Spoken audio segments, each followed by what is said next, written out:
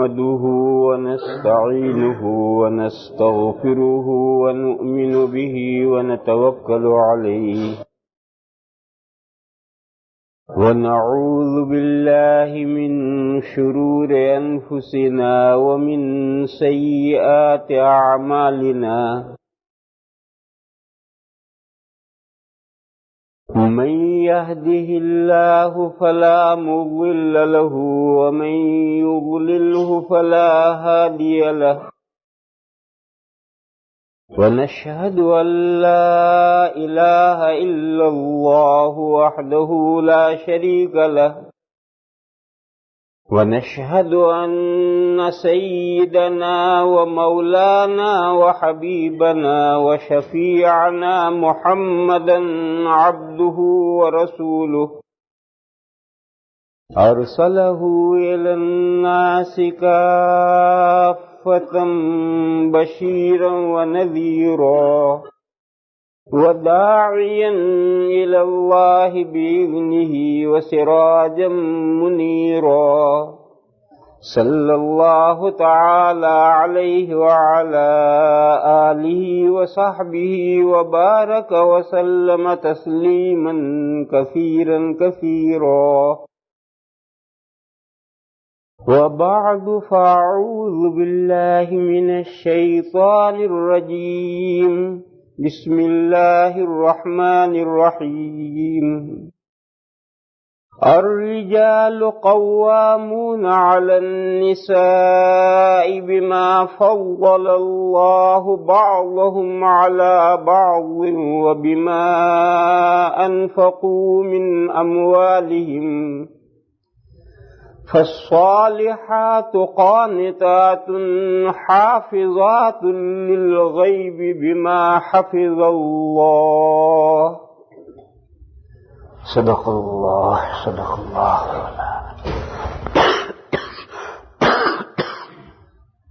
آج نماز میں سورہ نساء پڑھی گئی ہے، اس کا بڑا حصہ پڑھا گیا ہے، ابھی باقی ہے.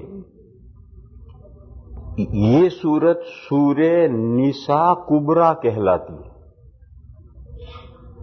سورۃ النساء کے معنی ہیں وہ سورت جس میں عورتوں کے احکام ہیں.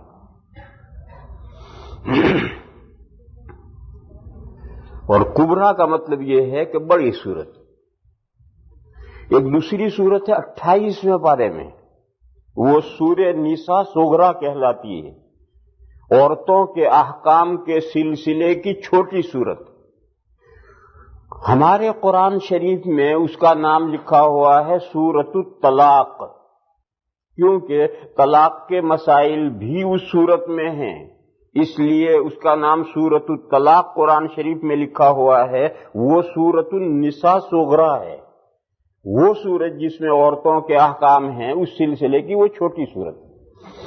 ایک سورت کے کئی نام ہوتے ہیں، ایک سورت کے کئی نام ہوتے ہیں. اور ایسا بھی ہوتا ہے کہ ہمارے ہندوستانیوں کے قرآن میں کسی سورت کا نام اور ہے، اور عربوں کے یہاں جو قرآن چھپتے ہیں وہاں دوسرا نام ہے. ایسا بھی ہوتا ہے، اس میں کوئی ایسی بات نہیں، الگ الگ کئی نام ہوتے ہیں. تو سورہ طلاق جو 28ویں پارے میں ہے وہ سورہ نساء صغریٰ ہے، اور یہ جو 5ویں پارے میں سورہ نساء ہے یہ سورہ نساء کبریٰ کہلاتی ہے. یعنی عورتوں کے سلسلے کے احکام کی بڑی مقدار اس صورت میں، اور کچھ احکام اس صورت میں. ان کے علاوہ ایک تیسری صورت اور ہے جس میں عورتوں کے سلسلے کے ہدایات دی گئی ہے، اور وہ سورہ ہے سورۃ النور. 18ویں پارے میں یہ صورت ہے سورۃ النور. سورۃ النور میں بھی عورتوں کے سلسلے کے کچھ احکام ہیں. یہ 3 صورتیں ہیں جن میں یہ احکام ہیں. اب یہ تو بہت لمبے چوڑے احکام ہیں، مہینوں بیان کریں جب جا کر کے یہ سارے سمجھ میں آئیں، لہذا سب تو آپ حضرات کے سامنے نہیں بیان کیے جا سکتے. ان میں سے میں نے ایک آیت کریمہ پڑھی ہے، اس کی مختصر سی وضاحت اور تشریح پیش کروں گا. सारा बयान नहीं किया जा सकता। इस आयत करीमा में अल्लाह पाक ने इरशाद फरमाया है कि अर्रिजालु क़व्वामून अलन निसा, मर्द औरतों पर पूरी निगरानी करने वाले हैं, औरतों की पूरी निगरानी करने वाले हैं। ये क़व्वामूना का सही तर्जमा उर्दू में हो नहीं रहा। कितने भी लफ्ज जहन में आ रहे हैं लेकिन पूरा मफहूम कोई अदा नहीं कर रहा, इसलिए अभी तो आप सरसरी तर्जमा सुनिए फिर मतलब समझाऊंगा। फरमाया कि औरतें, मर्द औरतों पर हाकिम है। एक लफ्ज हाकिम इसे जहन में डाल लीजिए। मर्द औरतों पर सुपरवाइजर हैं, एक लफ्ज इसे जहन में डाल लीजिए। मर्द औरतों को पूरी तरह से, औरतों की पूरी तरह से केयर करने वाले हैं, एक लफ्ज इसे जहन में डाल लीजिए। एक मर्द औरतों को पूरी तरह से संभालने वाले हैं। ये कई लफ्ज मैंने हैं, इन लफ्जों को जहन में डाल लीजिए और इन लफ्जों में से कोई लफ्ज पूरा सही मफहूम नहीं अदा कर रहा क़व्वामूना का। ये जहन में रखें कि जो अरबी का लफ्ज क़व्वामूना है उसका सही मफहूम इन लफ्जों में से कोई लफ्ज अदा नहीं कर रहा। हर तर्जमा नाकिस है, इसलिए उसका सही मफहूम मैं बाद में समझाऊंगा। तो अल्लाह पाक जल्ल शानुहु अम्मा नवालुहु ने यह फरमाया है कि मर्द औरतों पर हाकिम है दो वजह से। बिमा फव्वलल्लाहु बअदहुम अला बअद, अल्लाह के बरतरी देने से उनके बाज को बाज पर, यानी मर्दों को ये मनसब क्यों दिया? अल्लाह की हिकमत का तकाजा। तुम कौन बीच में बोलने वाले होते? कोई कहे कि मुझे अल्लाह ने मर्द क्यों बनाया, औरत मुझे क्यों नहीं बनाया? या कोई औरत कहे कि अल्लाह ने मुझे औरत क्यों बनाया, मर्द क्यों नहीं बनाया? तुम कौन बोलने वाले बीच में होते हो? अल्लाह की हिकमत, उन्होंने जिसको चाहा मर्द बनाया, जिसको चाहा औरत बनाया। तो पहली वजह यह बताइए कि बिमा फव्वलल्लाहु बअदहुम अला बअदिन, अल्लाह के बरतरी देने की वजह से उनके बाज को बाज पर, यानी इंसानों में से अल्लाह ने बाज को बाज पर बरतरी दी है, इस वजह से मर्द को यह मनसब दिया गया है। इसमें तो किसी को बोलने का कोई हक नहीं। अल्लाह जैसा जिसको पैदा कर दे, जिसको बरतरी दे, जिसको ऊंचा कर दे, जिसको नीचा कर दे, इसमें किसी को बोलने का क्या हक? दूसरी वजह वबिमा अनफकू मिन अमवालिहिम, और मर्दों के खर्च करने की वजह से अपने मालों को। मर्द को बरतरी क्यों दी गई? मर्द को ये मनसब क्यों दिया गया है? मर्द को कव्वाम क्यों बनाया गया है? मर्द को हाकिम क्यों बनाया गया है? इसलिए बनाया गया है कि मर्द औरतों पर अमवाल खर्च करते हैं। सबसे पहले तो मेहर देते हैं, फिर पूरी जिंदगी नानो नफका देते हैं। सारी जिंदगी का खर्चा नानो नफका शौहर के जिम्मे है। औरत को कोई, उसको पूरी जिंदगी कोई खर्च का उसे फिक्र नहीं है, सारी जिम्मेदारी शौहर की है कि रात दिन एक करे, कहीं से भी कमाए लाए और बीवी को खर्चा दे। जाहिर है कि जो मेहर दे करके ये लाएगा, फिर जिंदगी भर उसको पालेगा पोसेगा, रात दिन मेहनतें करेगा, कमाएगा, ला करके उसको केयर करेगा, उसकी हिफाजत करेगा, तो खर्च करने वाला हाथ तो ऊपर रहता ही है। जो दुनिया का दस्तूर है, हमेशा खर्च करने वाला हाथ ऊपर रहता है और जो खर्चा लेता है उसका हाथ नीचे रहता है। तो दूसरी वजह ये बताइए, वबिमा अनफकू मिन अमवालिहिम, मर्द कव्वाम इसलिए हैं, मर्द हाकिम इसलिए हैं कि वो अपने अमवाल में से औरतों पर खर्च करते हैं। ये दो वजह बताई। पहली वजह तो ये बताई कि अल्लाह ने मर्द को बरतरी अता फरमाई है, अल्लाह ने उसको ये मनसब और मकाम दिया है। तुम कौन बोलने वाले बीच में होते? अल्लाह इसका उल्टा कर देते थे, ऐसा हो जाता।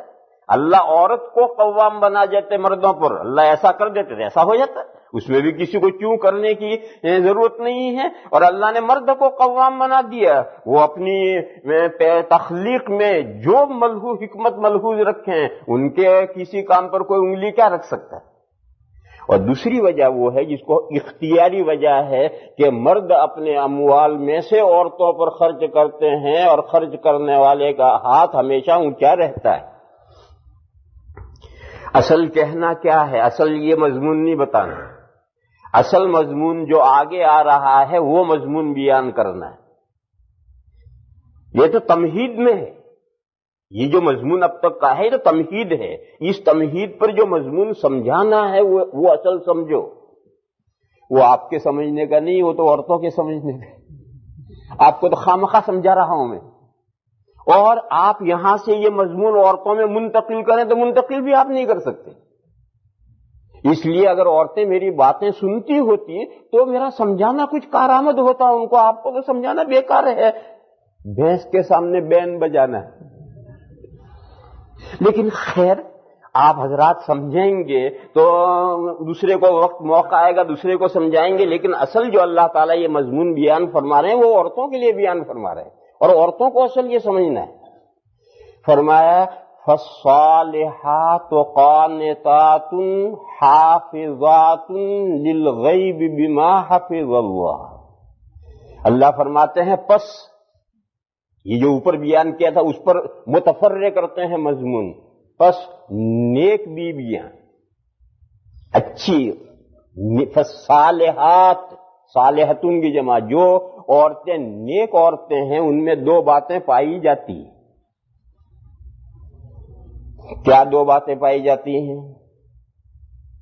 پہلی قانتات، وہ فرمان برداری کرنے والی ہوتی ہیں، فروتری کرنے والی ہوتی ہیں، اپنے شوہر کے سامنے اکڑتی نہیں ہے، چھوٹی رہتی.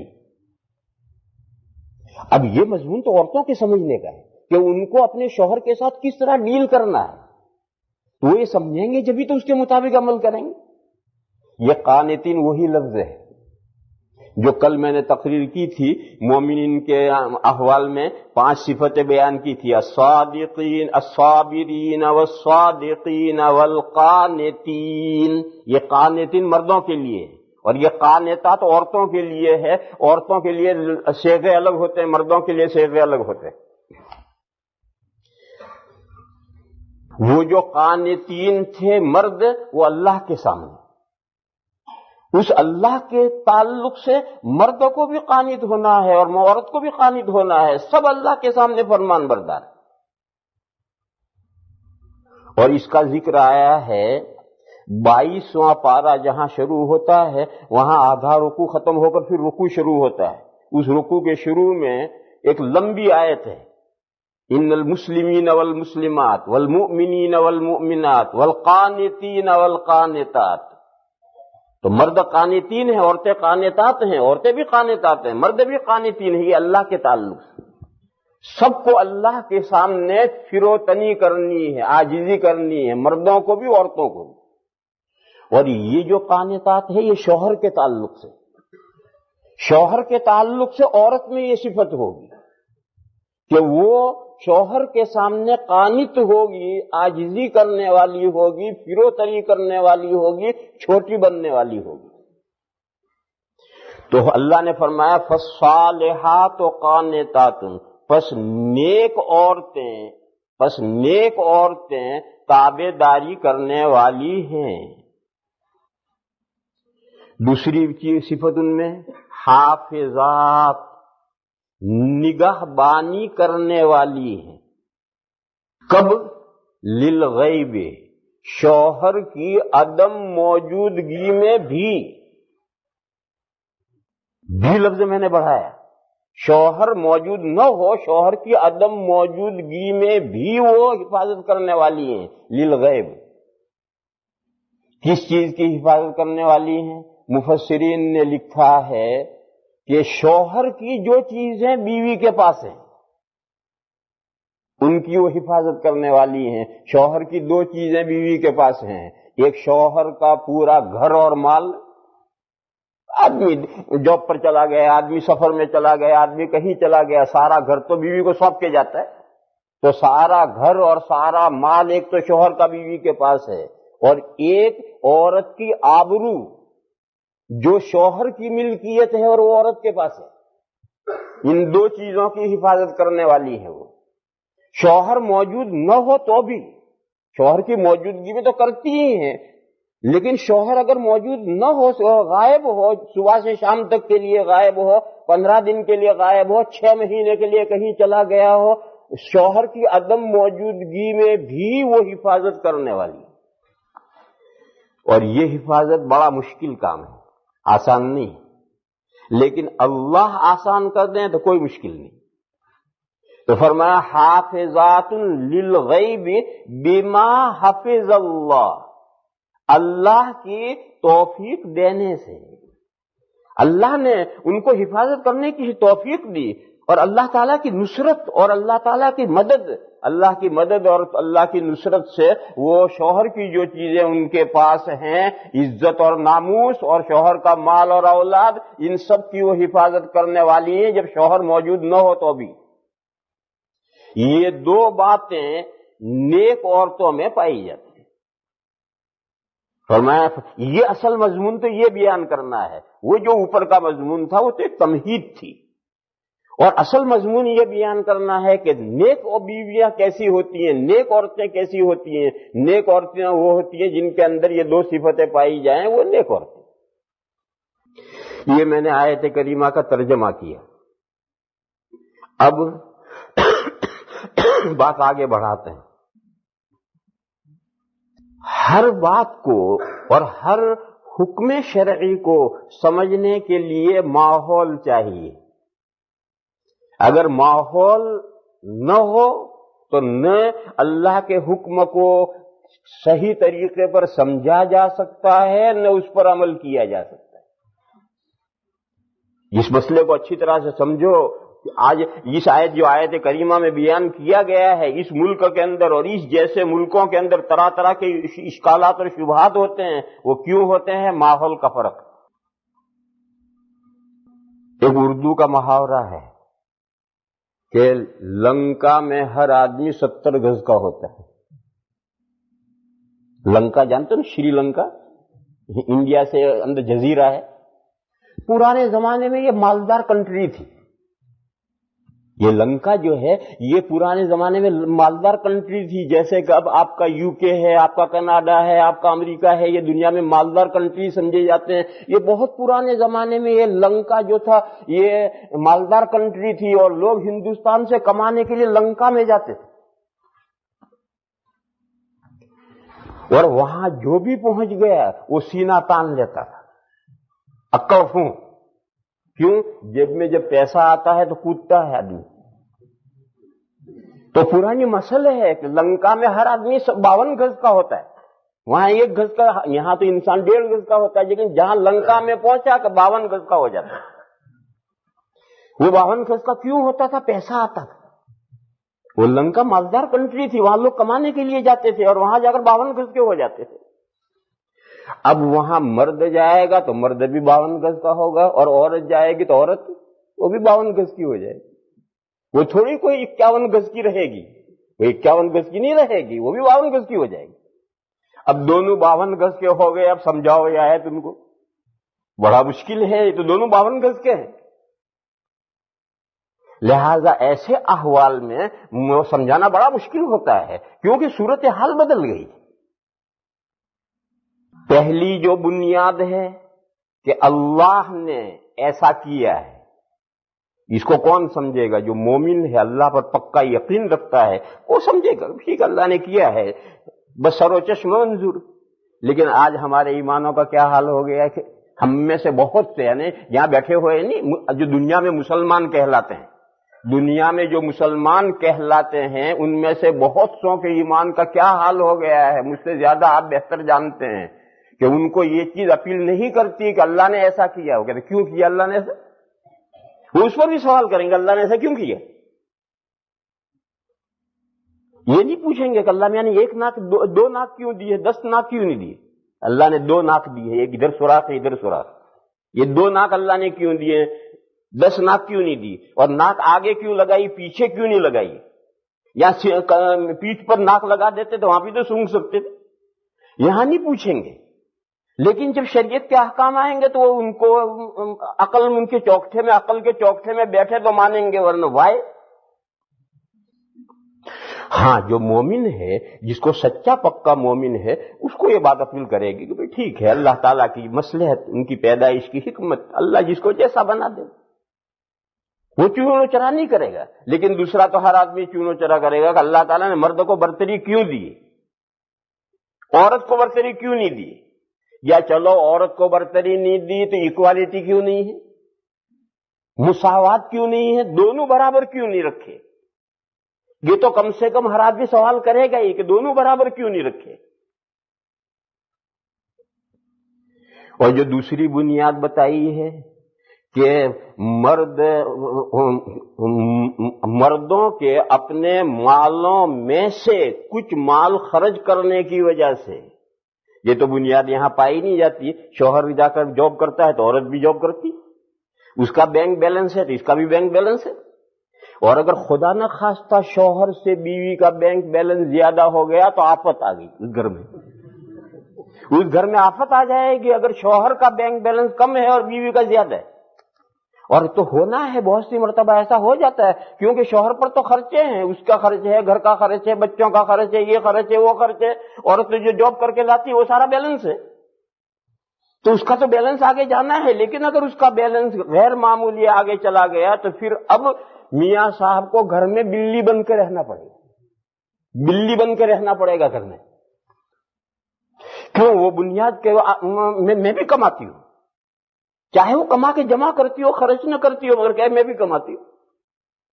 حتیٰ کہ انہوں نے یہاں سے شروع کیا کہ جب منگنی ہوتی ہے تو یہ انگوٹھی اسے پہنا ہے تو یہ انگوٹھی اسے پہنا ہے. یہ کیوں پہنا ہے؟ یہ بھی انگوٹھی اسے پہنا ہے، یہ انگوٹھی اسے پہنا ہے. کسی کا کسی پر کوئی احسان نہیں.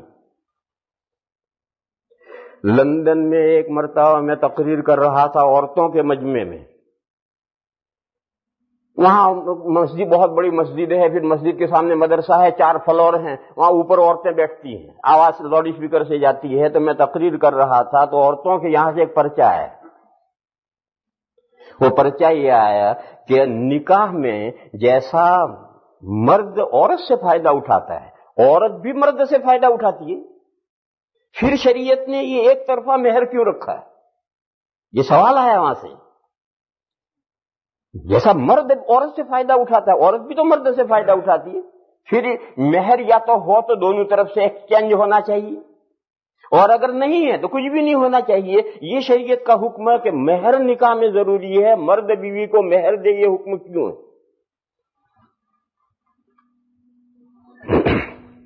اب ہندوستان میں اگر یہ سوال ہم سے عورتیں پوچھیں یا طالب علم پوچھیں تو ہم وہاں جواب اور دیں گے.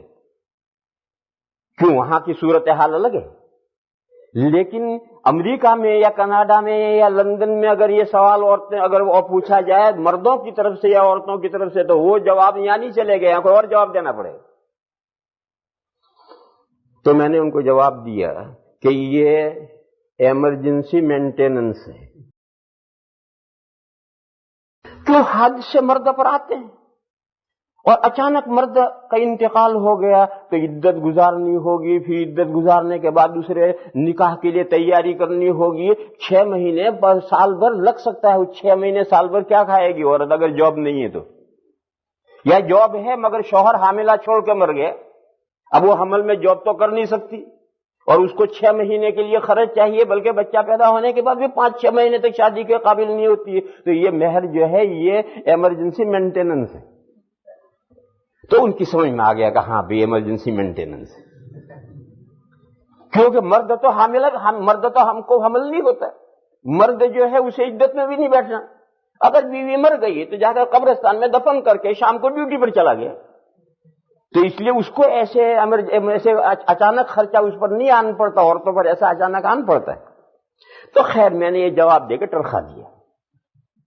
مجھے تو سمجھانا یہ تھا کہ سوال یہاں تک پہنچ گئے جب ماحول بدلتا ہے، صورتحال بدلتی ہے، تو عورتوں کے ذہنوں میں یہ سوال پیدا ہوتا ہے کہ پھر یہ ایک طرف سے مہر کیوں ہے؟ یا تو دونوں طرف سے ہو یا بالکل نہ ہو۔ تو اصل بات تو میں یہ عرض کر رہا تھا کہ ہر حکم کو سمجھنے کے لیے ایک خاص موقع اور محل چاہیے، اس موقع اور محل میں سمجھایا جاتا ہے۔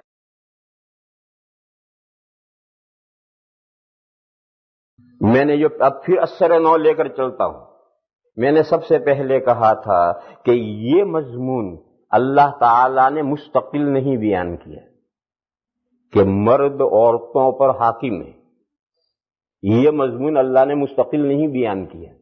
اصل مستقل مضمون تو بیان کرنا ہے یہ کہ نیک عورتوں میں، اچھی عورتوں میں، بھلی عورتوں میں یہ دو باتیں پائی جانی چاہیے، اور اس کو مضمون اٹھایا ہے یہاں سے کہ عورتیں شوہروں کی تابعداری کیوں کریں۔ اس کا پہلے جواب دے دیا گا، الرجال قوامون علی النساء، مرد عورتوں کے ذمہ دار ہیں، بڑے ہیں، حاکم ہیں، لہذا چھوٹے کو بڑے کے سامنے دبنا چاہیے۔